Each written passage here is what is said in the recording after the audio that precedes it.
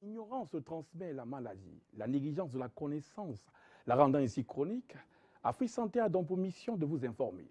Mesdames et messieurs, bonsoir et bienvenue à Afrique Santé. L'OMS, l'Organisation mondiale de la santé, a réellement à cœur la santé des milliards d'Africains, d'où proviennent le sida, l'Ebola et, que sais-je, la grippe aviaire. Quels sont les buts avoués de ces pandémies sur le continent noir? La naïveté et l'émotion sont-elles toujours aussi nègres? Nous allons le savoir autour de cette mission. La table de questionnement est ainsi dressée, il ne reste plus qu'à servir les réponses. Mais avant, recevons ces invités. Dr Noumessi, bonsoir et bienvenue. Bonsoir le riche, bonsoir à tous les téléspectateurs, bonsoir à toute l'Afrique et bonsoir à tous ceux qui font déjà confiance en nous et qui essayent déjà de trouver des solutions pour leurs problèmes de santé. Merci. Vous êtes docteur Noumessi, hein, vous êtes spécialisé dans les cas durs. En parlant de cas durs, je peux témoigner après avoir recueilli les témoignages de ceux qui ont trouvé la guérison, que le cancer, la prostate et peut-être même le glaucome n'ont pas de secret pour vous. Vous faites dans les cas difficiles, les cas donnés incurables par les centres hospitaliers dits médecine moderne. Nous avons à votre côté le professeur Oubarazak, dont je peux dire le nom éponyme parce que razosthérapie vient de son nom, une science d'investigation des phénomènes paranormaux. Il est aussi expert en criminologie. Je peux dire que vous êtes détective privé pour simplement parler aux Africains. Professeur Oubarazak, bienvenue. Merci mon cher Rich, merci à tous nos téléspectateurs et téléspectatrices qui nous suivent en ce moment bien précis. Une fois de plus encore, merci mon cher Rich. Professeur Oubarazak, on a l'habitude d'avoir une contrainte de temps. La journée internationale de la médecine traditionnelle, hein, comme on a lieu chaque année, vous êtes le président de l'association des praticiens de santé du Cameroun. Que dire en quelques mots de cette organisation phare? Merci beaucoup mon cher Rich. Vous savez que nous sommes au mois d'août, donc actuellement nous sommes à la semaine, n'est-ce pas, de la médecine traditionnelle africaine.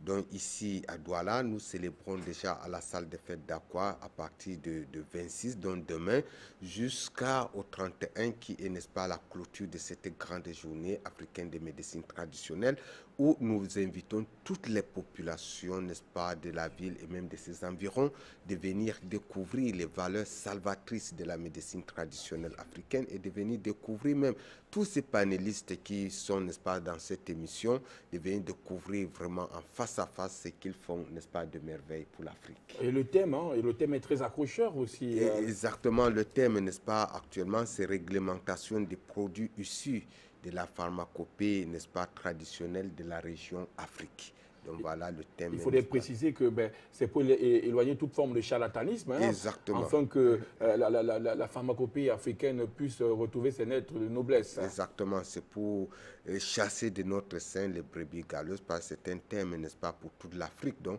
cette journée de 31 août doit se célébrer dans toute la région africaine, dont le thème c'est réglementation des produits issus de pharmacopée africaine, région Afrique. Donc c'est très nécessaire. Merci, professeur Ouba. Je voulais dire merci, détective.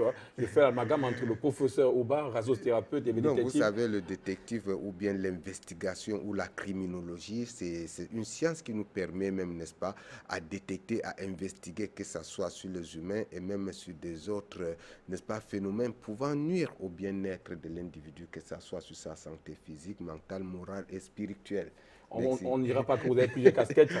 Hein, vous avez plusieurs chichas sur votre tête. Le professeur Oubarazak, le docteur Théomno, qui est physiothérapeute, hein, et qui est passionné par l'environnement, qui est toujours...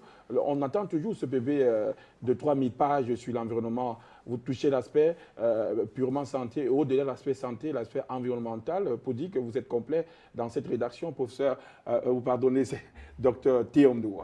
Merci Ulrich. C'est vrai. Les problèmes environnementaux doivent être évoqués. Nous vivons actuellement une crise profonde, crise environnementale. Et la discipline environnementale devrait se situer au centre de toutes les autres disciplines. La santé, la philosophie, la compréhension de la marche du monde, En fait, il faut dire que la planète Terre est une petite planète comme toute petite. Il n'y en a pas deux. Et on devrait prendre soin de la planète Terre pour être à l'abri des problèmes. La bombe à retardement qui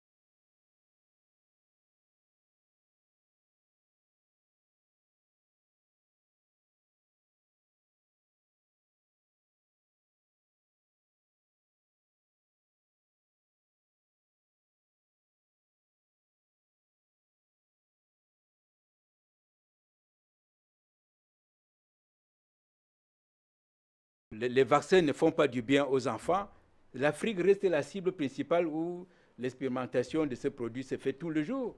Et les Africains ne comprennent pas. Henri Joyeux, hein. Voilà, je parlais d'Henri Joyeux. Le grand cancérologue français. Le grand cancérologue français, il a dénoncé, il est actuellement rayé même de l'ordre des médecins, n'est-ce pas, français. C'est incroyable. Et les Africains devaient se réveiller, pas dans la rue, mais dénoncer dans toutes les autres stations de télévision.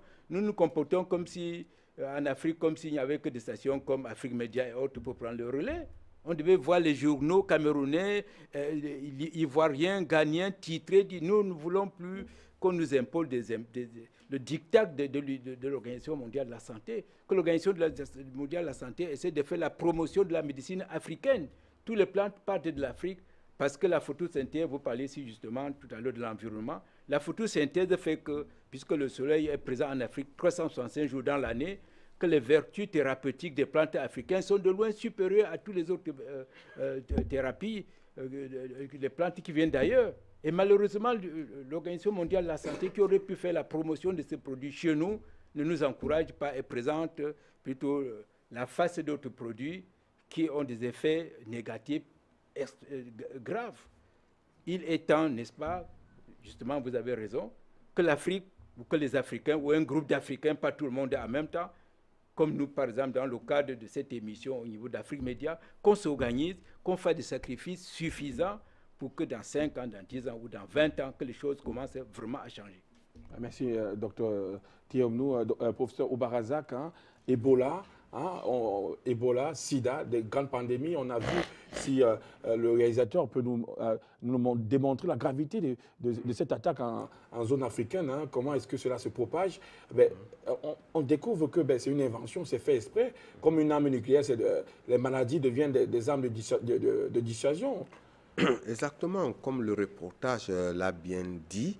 Vous savez que ces virus, que ce soit Ebola, Sida, tout cela, on dit que ce sont des virus génétiquement fabriqués, qui sont génétiquement fabriqués pour l'extermination ou bien même dans des buts, n'est-ce pas, de certaines recherches. On a démontré que cela s'est passé, n'est-ce pas, dans des camps militaires américains. Donc ce sont des virus génétiquement fabriqués depuis 1979 et depuis même.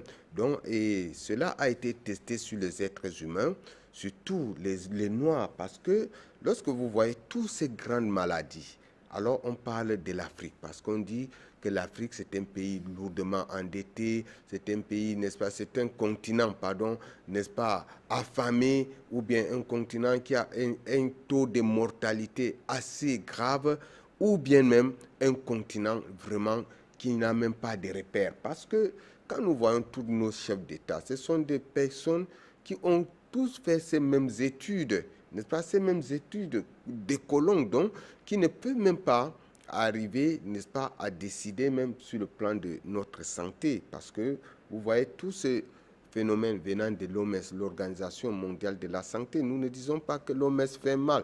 Il y a, vous savez, dans toute institution, il y a un côté positif et un côté négatif. Il se pourrait que le côté négatif, n'est-ce pas, est orienté toujours vers le peuple africain.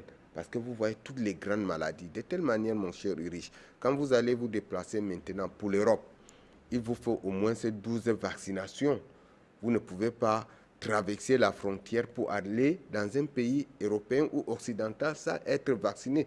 Parce que vous êtes comme un vecteur de transmission d'une maladie, soit connue ou inconnue, alors qui peut aller exterminer le monde occidental. Or, de l'Occident, pour revenir ici, vous pouvez entrer sans être vacciné.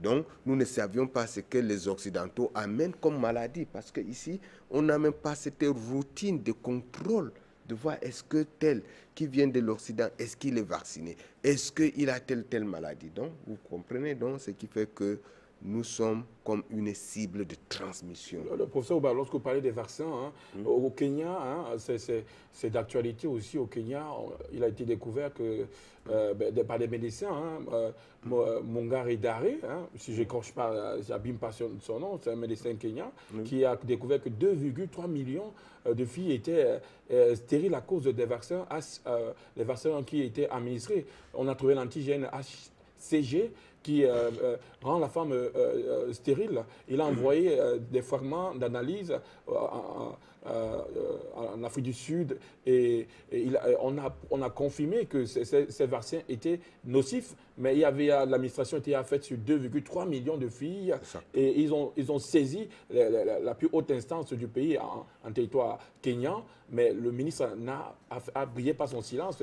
Les autorités, la plus haute instance du pays a dormi sur le dossier ou a mis dans le tiroir. Exactement, exactement mon chéri, c'est ce que je venais de vous dire, parce que vous savez, tous ceux même qui font ce contre-expertise, ce sont des grands médecins, ce sont des grands chercheurs, ce sont des grands scientifiques. Donc lorsqu'ils parlent, comme a dit, n'est-ce pas, Dr Temniou, donc l'OMS ne réplique pas, il n'y a pas une réplique. Donc cela montre qu'effectivement, c'est une réalité, c'est une impunité. Donc il y a quelque chose qui trame dans l'ombre. Parce qu'avec toutes ces démonstrations, pas des grands chercheurs, des grands scientifiques, parce que ce ne sont pas des personnes lambda qui font ce genre de déclarations, ce sont des grands médecins, des grands chercheurs, n'est-ce pas, sur le plan même mondial, qui déclarent que vraiment ce que fait l'OMS, ces vaccins, c'est dangereux, mais l'OMS reste silencieux, donc vraiment c'est aberrant. Il faudrait que nos gouvernements surtout, parce que nous sommes comme une cible, disons comme des pantins ou des cobayes, où on vient tester toujours des maladies. Parce que vous n'allez pas comprendre en Occident qu'il y a une campagne de vaccination, qu'il y a telle chose. Donc il y a le continent africain et le continent asiatique, surtout l'Inde et le pays arabe. Eux, ils sont destinés, n'est-ce pas, on est destiné à les fournir que des armes pour les exterminer. Et donc, c'est pas les vaccins. L'Afrique est un vaste laboratoire d'expérimentation. Pour donner plus de précision sur ce vaccin. Exactement, mon chéri, parce que nous sommes considérés même comme des singes au départ. Professeur Ouba, pour donner plus de précision sur ce vaccin, c'est le vaccin contre le tétanos qui a donné 2,3 millions de filles stériles au Kenya. Exact. Et les autorités n'ont rien fait. Ils n'ont rien fait. Docteur Noumessi, vos impressions à chaud de cette vidéo? Mon cher Uri, c'est triste et lamentable pour l'intelligence africaine. Vous savez, moi je pense toujours que quand on a déjà déclaré que l'esclavage est fini, l'Africain ne veut même pas quitter derrière le maître, ce soi-disant maître. Ça veut dire supplier le maître de rester son maître à jamais. Ce qui fait que nous sommes laissés pour compte. Vous ne pouvez pas imaginer que quand vous accouchez des enfants, ce pour espérer d'un avenir. Et que d'autres gens dans d'autres cieux fabriquent des poisons qui mettent dans des vaccins, dans des préservatifs, partout, pour créer des situations, pour faire mourir nos enfants parce qu'ils veulent de l'argent. Vous savez, quand vous suivez ce documentaire, vous comprenez bien que ces gens-là préparent comme ça leur avenir. Ça veut dire qu'ils nous mettent des maladies parce qu'il faut qu'à chaque année, ils nous imposent des rançons et on donne de l'argent sous prétexte que sinon, moi je pense que l'intelligence africaine est bafouée. Il faut que tous ceux qui nous dirigent comprennent que la situation n'est plus à négliger. Quand on donne déjà des trucs pour rendre les enfants stériles, ça veut dire que la population, l'Afrique est en train de finir. Et c'est très grave. Donc il faut faire vraiment attention. Au vaccin contre le tétanos et d'autres vaccinations de masse. Exact. Parce que quand vous suivez même tout ça, vous voyez que Ebola est fabriqué au laboratoire, le sida est fabriqué au laboratoire, grippe aviaire au laboratoire, les cancers même au laboratoire.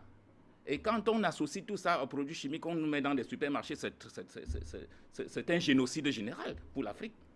Une bombe très lente. Ah oui, exactement. On pourrait penser que la meilleure arme de destruction massive, ce n'est pas l'arme nucléaire, c'est dans l'alimentation. L'alimentation et la santé. Les vaccins. Exactement. C'est les plus grandes bombes. On va prendre ce premier appelant, Silarji Permer. Bonsoir, vous êtes sur Afrique Santé. On parle de l'OMS, le vrai visage de l'OMS, Organisation mondiale de la santé.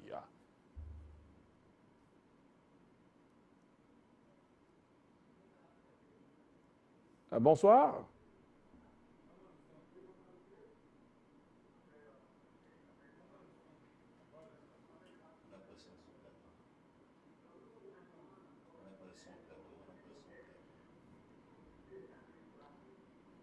C'est ce que vous êtes en train de faire en ce moment. Les gens viennent dans notre pays, ils rentrent comme ils sortent, comme ils sortent au marché, comme ils sortent dans un marché ou dans un bar. Il n'y a pas de contrôle dans aucun domaine. Donc nous sommes livrés à nous-mêmes. Ce que vous êtes en train de dire au niveau des maladies, c'est rien sur tous les domaines. Alors donc je dis vraiment merci. Merci pour cette élimination. Je crois que petit à petit, ça fait de nous prendre confiance de ce qui se passe dans le monde. Nous savons que nous sommes dans une guerre d'histoire, dans une guerre des intelligences. Celui qui dort, c'est celui qui va, c'est celui-là qui va perdre. Donc vraiment, merci pour ce que vous faites pour l'Afrique. Merci à tous ces matières grises, à ces cerveaux qui sont là et qui nous montrent beaucoup de choses. Merci beaucoup. Merci aussi à vous de contribuer à la dénonciation du vaste complot mondial contre la population noire, sans racisme aucun. Il faudrait dire les choses telles qu'elles sont. Docteur Péchi, votre impression de ce vaste complot mondial de décimation ou de destruction de la race noire, Docteur Péchi? Oui, je dirais que quand on parle de l'OMS, l'OMS d'abord, sa base, c'est la médecine dite conventionnelle, mais on ne sait pas exactement par rapport à quoi. Bon, nous savons que quand Dieu a créé l'homme, il a, n'est-ce pas, placé à côté de lui, n'est-ce pas, des plantes. Qu'à chaque fois, quand on est malade, on doit cueillir ces plantes pour pouvoir, n'est-ce pas, se traiter. Alors, il a réparti, selon les régions géographiques, n'est-ce pas, les plantes par rapport aux maladies qui sévissent dans ces régions. Mais la médecine conventionnelle pilotée par l'OMS, n'est-ce pas, a trouvé bon de violer les lois biologiques et les lois de la nature pour se retrouver, n'est-ce pas, dans une médecine qui est activée par, n'est-ce pas, la chimie, et justement une médecine qui pose des problèmes parce que vous allez voir que quand vous êtes malade, vous prenez par exemple un médicament, soit des comprimés, peut-être vous êtes en train de traiter peut-être un diabète, et vers la fin vous vous retrouvez avec les insuffisances cardiaques, les insuffisances rénales, les insuffisances hépatiques et autres. Mais je dirais il faudrait, n'est-ce pas, rester dans la médecine naturelle pour ne pas continuer à violer les lois de la nature. Merci, Dr Péchi. Un autre appel, il faudrait rester dans la médecine naturelle pour ne pas continuer à violer inlassablement les lois de la nature. Un autre appel, notre intervention, Afrique Santé, le vrai visage de l'Organisation mondiale de la santé. A-t-elle réellement en cœur la santé des milliards d'Africains? La question reste posée.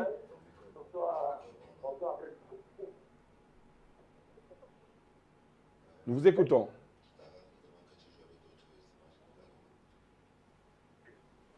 Nous... Que le thème qui est en train d'être extrêmement important.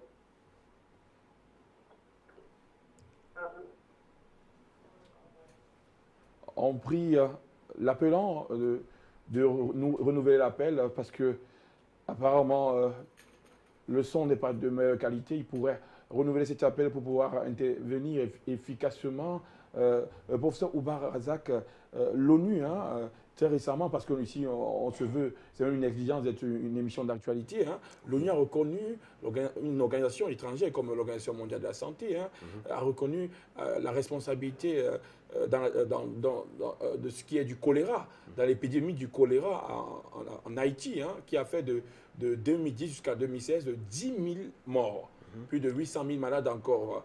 Et la responsabilité, des personnes peuvent vérifier ces informations. L'ONU qui reconnaît cette responsabilité d'épidémie, est-ce qu'on ne pourrait pas prolonger peut-être dans peut-être une présomption d'innocence ou alors peut-être une présomption, dire que pour tous les sida et autres maladies, peut-être il faudrait faire, peut-être demander pardon à tous les Africains et prendre des dispositions. Exactement, mon cher Riche. Vous savez que tous ces grandes firmes, ces grandes sociétés, ce sont des sociétés qui ont une face positive et une face négative. Parce que d'un côté, ils les donnent, d'un autre côté, ils reçoivent. Et ils reçoivent comment? En exterminant. Ce sont des lobbies, parce que s'ils ne font pas ainsi, ils ne peuvent pas, n'est-ce pas, survivre. Parce que de l'autre côté, il faut qu'on crée peut-être des maladies pour pouvoir créer aussi des médicaments, pour créer des remèdes, pour créer, n'est-ce pas, des remèdes qui peuvent venir combattre, n'est-ce pas, cette maladie. Donc, c'est pour cela, dans le but de faire des recherches, souvent, on des axes, on fait des recherches qui peuvent être, n'est-ce pas, dangereux ou bien que ça soit un cataclysme pour l'humanité. Donc, c'est pour cette raison que tout ce qui est incompatible avec notre organisme, ce qui est chimique, peut, n'est-ce pas, exterminer. Donc c'est comme, n'est-ce pas, une arme nucléaire, parce que lorsqu'on parle de la santé publique, c'est la vie des êtres humains. Parce que dans la santé publique, il suffit seulement d'inoculer même dans de l'eau, n'est-ce pas, à boire, n'est-ce pas, certaines substances qui peuvent aller, n'est-ce pas, exterminer toute une population. C'est pour ces raisons que même au niveau de la santé publique, même nos eaux, les eaux, n'est-ce pas, buvables, devront être surveillées de près, parce que en un laps de temps, il peut y avoir des attaques chimiques, n'est-ce pas, à travers nos alimentations, notre eau. Donc l'OMS ne doit pas seulement se contenter, n'est-ce pas, de la fabrication ou bien des expérimentations, n'est-ce pas, des remèdes chimiques. Donc, nous qui défendons déjà la nature et même notre environnement, nous avions des plantes salvatrices que nos aïeux, nos ancêtres ont utilisées depuis la nuit du temps et ils ont survécu. Donc aujourd'hui, on nous parle même que certaines causes des maladies viennent de la sous-alimentation. Et nous voyons... Professeur Ouba Razak, Oui. on permet la réalisation montre cette image de casque bleu. Hein. L'ONU, docteur Théomnou, l'ONU reconnaît déjà, commence à reconnaître, peut-être l'Organisation mondiale de la santé va emboîter le pas à l'ONU, hein, qui reconnaît la responsabilité de l'épidémie de choléra en Haïti et même au Népal, à Katmandou.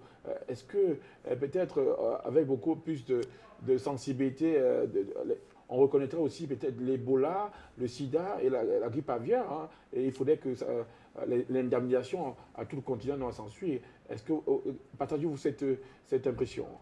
Oui, tout à fait, Ulrich. Il faut dire, non seulement je partage cet avis, mais il faut que les Africains se prennent à charge. L'Afrique est livrée à elle-même. Personne ne saurait défendre l'Afrique plus que les Africains eux-mêmes. L'Afrique se fera avec les Africains et par les Africains ou ne se fera pas. Ça, c'est une évidence. L'être humain est par nature égoïste. Balaye devant sa cour et enlève tous les déchets qui se trouvent dans sa cour pour laisser dans la cour de l'autre. Si rien n'est fait, il se trouve qu'en Afrique, la société civile n'agit pas. La société non gouvernementale, de manière générale, n'agit pas. Mais je crois qu'avec cette reconnaissance des torts de la part de l'ONU, les Africains devaient saisir l'occasion pour exiger des intellectuels africains. Ils sont très nombreux en Afrique, à la diaspora, partout dans le monde. Ils devaient saisir cette occasion. Vous permettez, docteur Théomnou, on reçoit un autre appel. Bonsoir et bienvenue sur Afrique Santé. Bonsoir, bonsoir le plateau. Bonsoir Ulrich. Je voulais faire une certaine déclaration concernant l'Organisation mondiale de la santé. Pour comprendre le comportement ou bien des dirigeants de l'Organisation mondiale de la santé, il faut connaître l'histoire de la création de l'Organisation mondiale de la santé. Cette organisation a été créée par Rockefeller. Et pour ceux qui sont dans le domaine de la pharmacie, des produits pharmaceutiques, tout le monde sait que c'est Rockefeller qui fabrique les produits pharmaceutiques. Donc, l'Organisation mondiale de la santé est utilisée pour faire la promotion des produits pharmaceutiques. Donc, cette organisation n'est pas faite pour soigner les gens, surtout en Afrique. Il faudrait que les Africains comprennent cela. Ça, c'est un. De deux, je vais faire une précision sur le sida. Je le dis et je le confirme. Je suis en Côte d'Ivoire, je m'appelle Dr Kouafi. Le sida n'a jamais existé. Parce que le virus VIH n'a jamais été trouvé ni par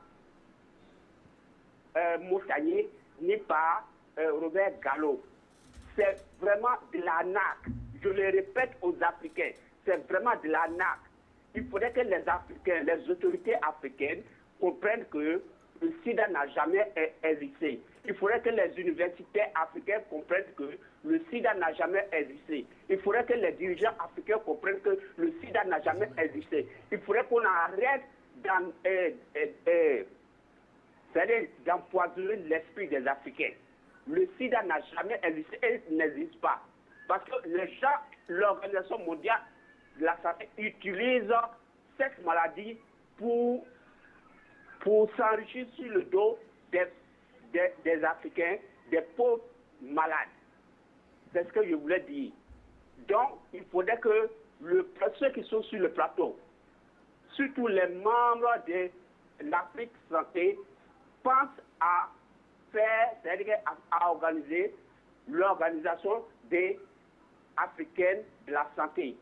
À partir de là, nous pouvons contrôler mieux le système sanitaire en Afrique. Merci et bonne soirée. Merci de rééditer cette volonté que cette parole touche le cœur de tous les dirigeants, ceux qui prennent part à l'Union africaine, de l'Organisation africaine de la santé. C'est plus qu'un besoin urgent. Dr Théomnio, l'OMS doit céder place à l'Organisation africaine de la santé. Alors, on va peut-être embrayer sur un autre pan de cette émission, les universités. La vidéo nous a dit que les universités ne sont pas faites, ont été réellement créées pour pouvoir fabriquer des médecins qui ne guérissent pas la maladie, parce qu'un patient guéri, c'est un client perdu. Le clientélisme médical, un médecin qui devient commerçant, et qu'on a stoppé les centres de santé alternatifs parce qu'on ne voulait pas, l'Organisation mondiale de la santé ne voulait pas que d'autres personnes découvrent la supercherie. On peut parler aussi des naturopathes, c'est ceux-là dont on n'a pas pu faire taire jusqu'ici, qui, avec la présence des personnes qui sont capables de traiter des maladies dites incurables en Europe, on peut dire que la naturopathie peut-être est la voie de salut pour les Africains. Absolument, Eric. C'est bien la voie de salut, mais il faut dire qu'en fait, les multinationales, c'est les multinationales qui dirigent le monde. Derrière les multinationales, il y a une poignée de gangsters aussi qui sont à la tête des grandes puissances qui manipulent le reste de l'humanité. Et on les compte au bout du doigt, ils ne peuvent pas dépasser 15%, et puis tout le reste de l'humanité subit. Malheureusement, c'est ça. Quand l'ONU reconnaît ces crimes contre l'humanité à Haïti, 10 000 personnes qui ont été victimes, sans compter ceux qui souffrent, et les collatéraux et les autres, normalement les Africains, y compris ceux de Haïti, devraient poser ce problème sur la table de l'ONU pour demander la réparation. À défaut de la réparation, reconnaître cela comme le crime contre l'humanité. Quand on a arrêté des personnalités comme Laurent Gbagbo ou d'autres pour enfermer quelque part en les accusant d'avoir été auteurs de crimes contre l'humanité, y a-t-il un crime contre l'humanité aussi grave que celui-là contre le peuple haïtien? Je dirais non. Pourquoi à chaque instant de la vie avec les Occidentaux, il y a toujours 2 poids et 2 mesures? Je pense du plateau... Peut-être parce que c'est eux qui fabriquent la balance. Voilà, c'est eux qui fabriquent la balance, mais l'histoire fera son temps un jour, et c'est l'occasion que les Africains se réveillent progressivement pour prendre le destin de leur continent en main, y compris ceux de Haïti et de Guadeloupe et de partout dans le monde. La situation devient de plus en plus préoccupante. Et comme disait mon panéliste tout à l'heure, mon ami tout à l'heure, les ressources dans le monde vont devenir rares. Les ressources d'alimentation en eau et tout ça. Donc c'est la guerre qui va trancher le reste. C'est-à-dire que vous n'avez pas droit à du bois chez vous, mais celui qui est plus fort, qui a l'arme nucléaire, viendra arracher votre bois. J'ai lu récemment dans un journal, Le Monde, un article écrit par un journaliste brillant qui dénonce le pillage des océans africains par l'Union européenne. J'ai retransmis cet article quelque part dans les journaux, ça va apparaître certainement, mais la situation est vraiment préoccupante. Pour dire qu'on ne peut même pas parler de la naturopathie en Afrique aujourd'hui, si les Africains eux-mêmes continuent toujours à s'intéresser à la médecine occidentale sans avoir à former dans les grandes écoles de médecine, les pharmaciens, des médecins qui s'intéressent aux produits de chez nous. Pourquoi nos médecins s'intéressent toujours, nos pharmaciens s'intéressent toujours aux produits qui viennent d'ailleurs? Puisqu'ils savent très bien qu'à leur naissance, ils étaient soignés, hébergés par les produits de chez nous et qui ont des vertus thérapeutiques extraordinaires, on l'a dit plusieurs fois. Mais on devrait pouvoir avoir dans le programme des études, depuis l'école primaire jusqu'à... La naturopathie, c'est fait exprès de bloquer ce voilà, mais non, c'est fait exprès, mais c'est les Africains qui sont timides. C'est les Africains qui ne prennent pas le destin de leur continent en main. Il faut le dire et le dénoncer. On se souvient que les accoucheuses traditionnelles ont fait l'objet d'une suppression, d'une annulation. Ces accoucheuses traditionnelles qu'on connaît chez au Mali, il n'y avait pas de césarienne, il n'y avait pas de faux morts-nés, mais on a supprimé leur présence carrément sur le continent. Elles continuent à exercer, mais au noir, parce que l'OMS a déclaré que c'était trop à risque, des accouchements traditionnels et victimes de la mort maternelle. Voilà, mais ils ont... Ouais, voilà. Mais là, Biru, merci. Là, vous évoquez un problème extrêmement important. C'est justement parce qu'ils favorisent de l'autre côté les multinationales qui viennent ici laisser les femmes enceintes manger du beurre, rester sédentaires, manger tout ce qui est toxique. Et finalement, à la naissance, l'enfant pèse 4 kilos, 5 kilos. Et ça ne préoccupe personne. On prend seulement la précaution pour pratiquer le forcet et montrer que les Africains sont incapables. Si on apprenait aux femmes enceintes de suivre une certaine hygiène de vie, de pratiquer régulièrement du sport, l'accouchement ne poserait pas tant de problèmes que c'est le cas aujourd'hui. Les accoucheurs traditionnels continuent à faire le boulot, hein, et les Africains naissent. Hein. Bonsoir, un autre appel, une autre intervention.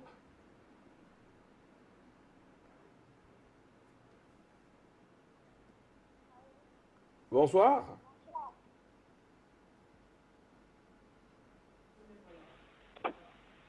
Nous vous écoutons. Allô? Bonsoir. Ok, merci à tous les panels. Bonsoir.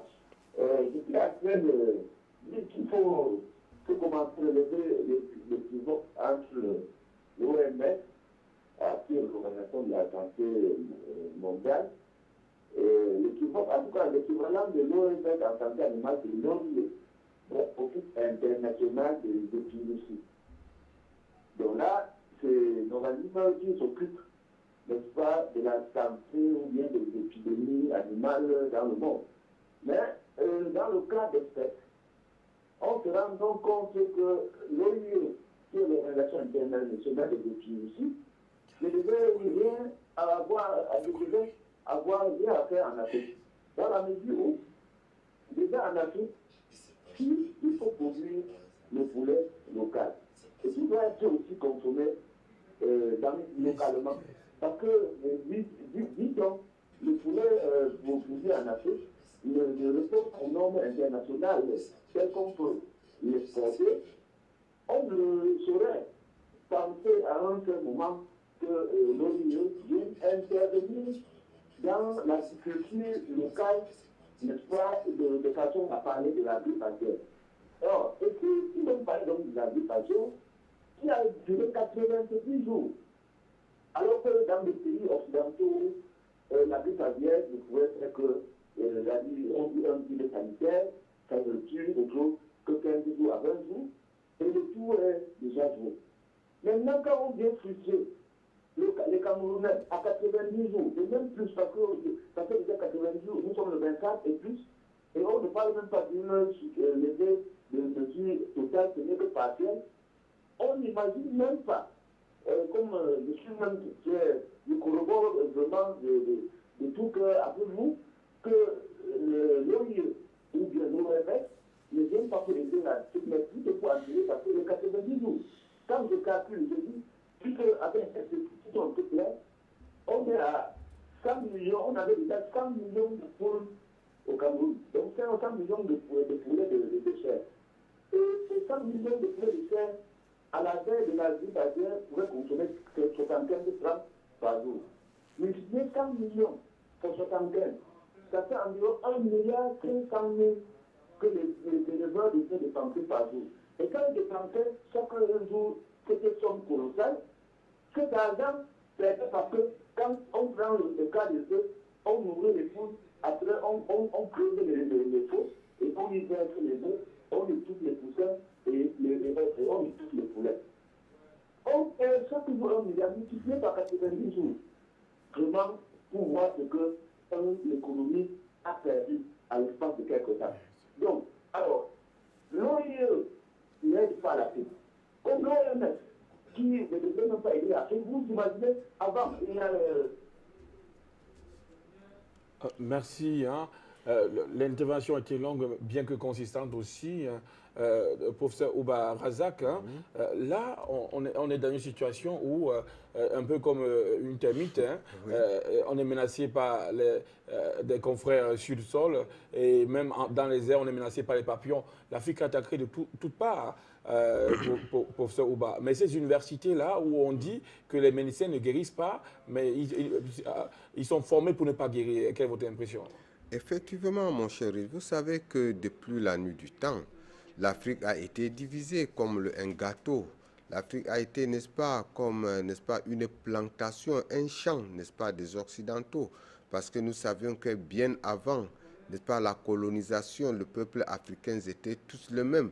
Parce que quand vous voyez, n'est-ce pas, les races, n'est-ce pas, les Bantous ou les races sahéliennes, tous ce sont les mêmes gens, les mêmes personnages. Mais lorsqu'il y a eu division de l'Afrique, alors chaque pays occidental ou bien les Occidentaux ont pris leur part de gâteau. Donc ce qui fait que nous sommes toujours colonisés. Et ce qui fait que toujours, même nos brillants étudiants, nos brillants médecins sont que des vendeurs et des prescripteurs de médicaments.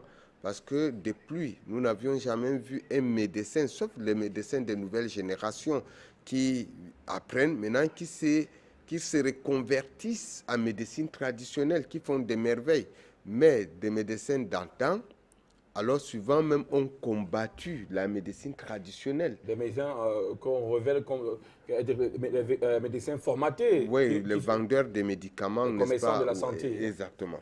Docteur Noumessi, hein, l'Organisation mondiale de la santé avait prédit en Ouganda que l'Ouganda serait dévasté totalement par le sida, mais il y a eu intervention des hommes vraiment, des hommes pieux. On les appelle communément des hommes de Dieu, qui ont prié et qui ont défié ces prédictions, où l'Ouganda, le sida recule, des hommes chrétiens. Là, c'est le prophète Samuel Tateur, on a Tibi Yoshua, la synagogue Child of Nation, qui ont prié pour pouvoir reculer cette pandémie. Et l'OMS a été pris dans l'étau de sa prédiction. Quelles sont vos impressions pour les prédictions de l'OMS qui prédisent que tel continent tel pays sera effacé de la carte et tel autre prendra le dessus? Ce que je vais d'abord commencer par dire, c'est que notre présence ici, c'est déjà une façon de prier et de demander à toute l'Afrique de commencer à croire en eux. Personne ne peut aller dans la maison du voisin s'installer et se déclarer propriétaire. Ça veut dire que le noir ne peut pas aller en Europe devenir européen. C'est pour dire ceci, la prière est tellement importante dans toutes choses. La foi en Dieu est une chose très importante. Si nous avons encore la chance de nous en sortir dans toutes les difficultés et des pièges dont nous tendent tous ces prédateurs, je pense que c'est aussi parce qu'on a cette foi. Donc, ce que je peux ajouter, c'est que simplement que nos frères africains doivent prier et reconnaître que la santé de l'Africain ou bien la santé des hommes ne dépend que des produits venant de la nature. C'est-à-dire les plantes, c'est ça que nos cellules reconnaissent. Ce n'est pas des choses qu'on fabrique au laboratoire, parce que quand on parle des effets secondaires, les situations, je veux dire, le mal est tellement grave. Quand on vous dit déjà que si un malade est guéri, c'est une perte. C'est un client perdu. C'est un client perdu, c'est trop grave. C'est ce qu'il faut comprendre. Merci, docteur Noumessi, docteur Péchi. On va parler peut-être du fameux Obamacare, qui est une assurance de santé des maladies pour tout le monde. Dans les recherches, on a constaté que c'était plutôt la volonté de contrôler toute la population mondiale. On se rend compte que dans la santé se cachent les plus grands complots et d'armes de destruction massive, plus dangereux que le nucléaire. Obamacare qui promet l'assurance pour tous, mais c'est plutôt une infiltration d'une puce électronique pour contrôler chaque être humain et provoquer le besoin marketing, peut-être de boire du Coca-Cola davantage, juste à activer la puce à distance. L'image, Dr Péchia. Oui, mais il faut voir que tout a commencé à partir du moment où... Voilà la puce en question. Hein. Oui, oui. Il faut voir que tout a commencé à partir du moment où on a violé les lois biologiques et les lois de la nature. Pourquoi? C'était à but capitaliste, c'est-à-dire s'enrichir davantage et puis coloniser, impérialiser le monde africain et puis les autres pays tiers-mondistes. Tout ce qui peut, n'est-ce pas, s'occuper de la santé de l'être humain ne peut être que des plantes naturelles, des aliments naturels. En dehors, le laboratoire, l'homme n'est pas fait dans un laboratoire. L'homme, la plante, et puis le sol, n'est-ce pas, justement, vivent en harmonie. Bon, cela veut dire que quoi? C'est-à-dire, quand dans un sol sain, vous plantez un aliment ou bien une plante médicinale, alors cette plante va puiser des éléments dans le sol qui l'aident, n'est-ce pas, à grandir, et puis qui l'aident aussi à, n'est-ce pas, débarrasser les parasites qui pourraient, n'est-ce pas, l'arranger. Et quand cette plante atteint la maturité, l'homme aussi vient cueillir pour se soigner d'une maladie.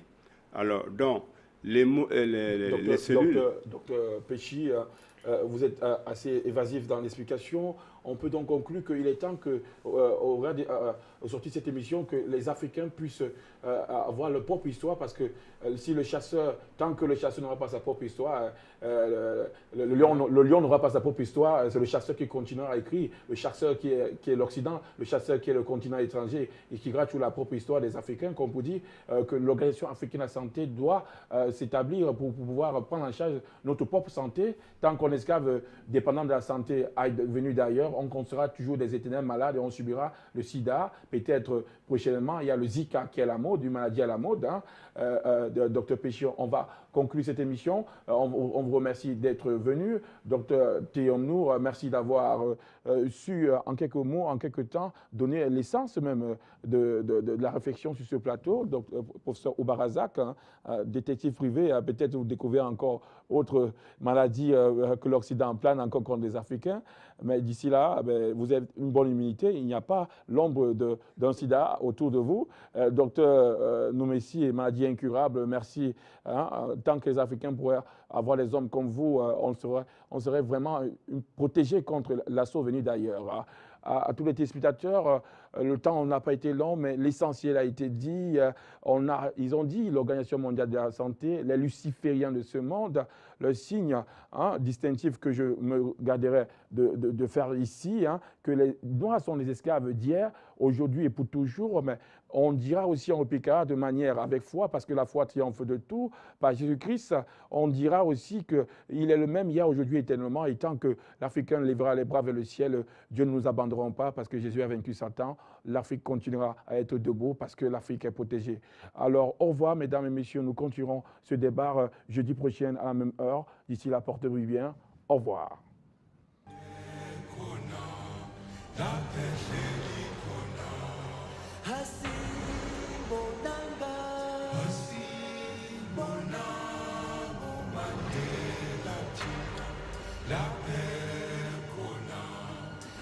paix,